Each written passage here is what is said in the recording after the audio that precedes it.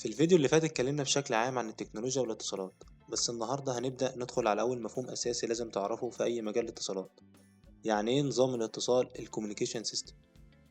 إيه بقى النظام ده؟ ببساطة كده هو العملية اللي بتخلي أي معلومة تنتقل من مكان لمكان تاني.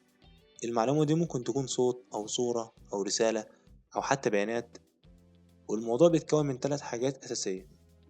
أولا المرسل، الترانسميتر، وده المصدر اللي بيبدأ المعلومة زي موبايلك لما تبدأ مكالمة.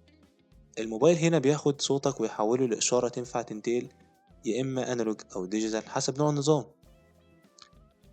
ثانيا القناة اللي تشانل، ودي الطريق اللي الإشارة بتمشي فيه، ممكن يكون هو اتصال أو وايرلس أو سلك نحاس أو ألياف ضوئية أو حتى قمر صناعي.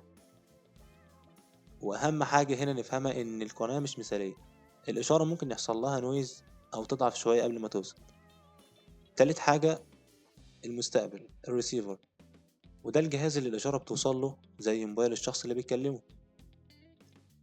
المستقبل بياخد الإشارة ويعيد بناء المعلومة من تاني علشان الصوت يوصل واضح للشخص التاني.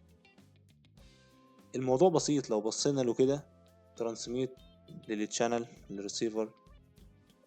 بس جوه ال3 مراحل دول في تكنولوجيا كبيرة جدا، وهنبدأ نفهمها واحدة واحدة في الفيديوهات الجاية.